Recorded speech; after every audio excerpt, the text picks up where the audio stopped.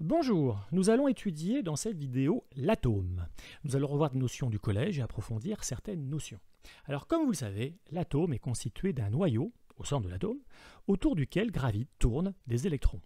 Le noyau est constitué de particules qu'on appelle les nucléons. D'ailleurs, le mot nucléaire est relatif au noyau de l'atome. Et ces fameux nucléons ont d'ailleurs une masse bien plus importante que celle des électrons.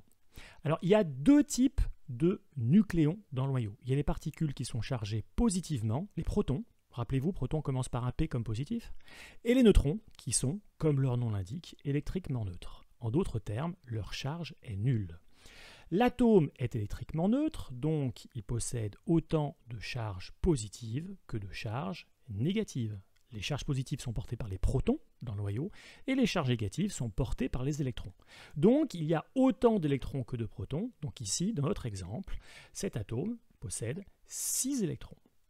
Alors si on développe un peu ce thème, la charge correspond à une quantité d'électricité. Elle se note petit q et son unité est le coulomb, de symbole grand C. La charge d'un proton est très petite, à l'ordre de grandeur de 10 puissance moins 19 coulombs. Et on a d'ailleurs longtemps cru par le passé que c'était la plus petite charge électrique existante. C'est pourquoi on l'appelle aussi la charge élémentaire, que l'on note petit e, e comme élémentaire. Alors que soit bien clair dans votre esprit, dire ou écrire que la charge d'un proton est égale à petit e ou que la charge d'un proton est égale à 1,6 fois 10 puissance moins 19 coulombs, c'est la même chose. Cette particule possède une charge électrique, cette charge électrique qui est positive. L'électron, quant à lui, possède une même charge, enfin une charge de même valeur, en valeur absolue, mais elle est négative.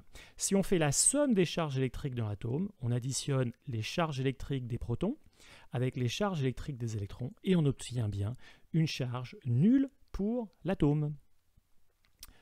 Intéressons-nous maintenant au noyau. Je vais répéter ce qu'on a déjà vu. Le noyau qu'on étudie possède 7 neutrons, 6 protons, donc il possède en tout, 6 plus 7, 13 nucléons.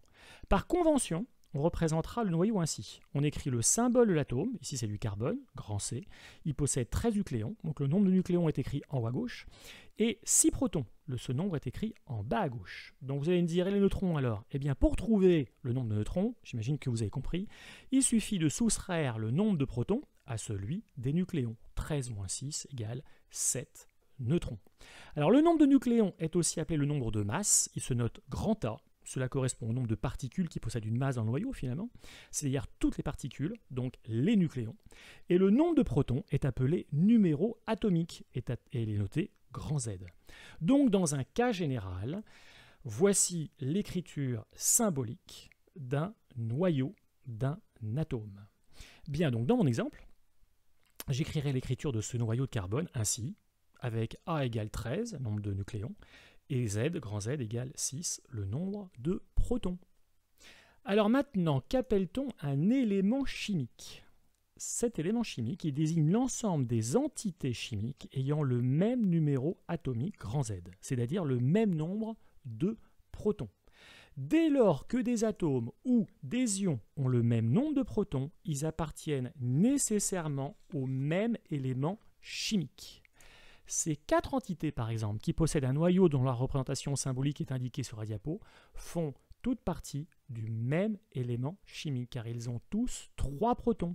Élément chimique qui possède 3 protons est le lithium. Cela veut donc dire que toutes les entités qui possèdent 3 protons font nécessairement partie de l'élément chimique lithium.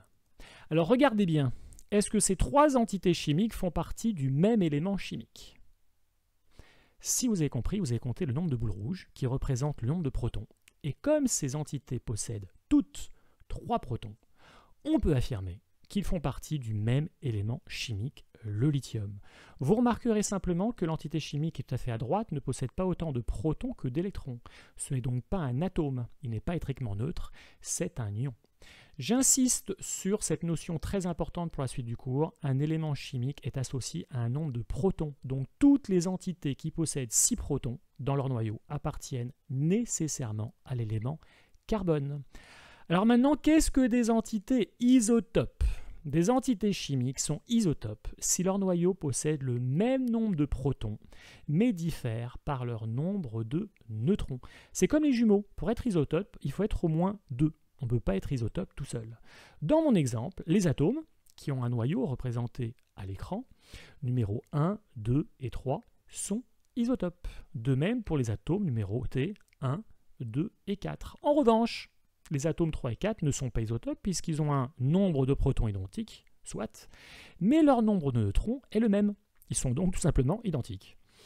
Un dernier exemple pour synthétiser les dernières notions étudiées, on compte le nombre de boules rouges, donc le nombre de protons de ces atomes. Il y en a autant, donc nécessairement ils appartiennent au même élément chimique.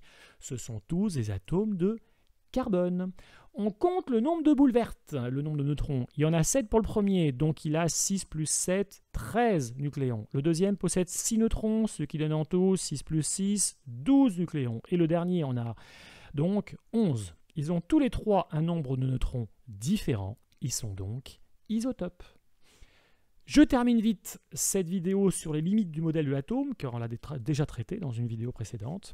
Vous devez juste retenir que l'atome étant bien plus grand que son noyau, un rapport de 100 000, je vous rappelle, l'atome est donc essentiellement constitué de vide. On dit qu'il a une structure lacunaire.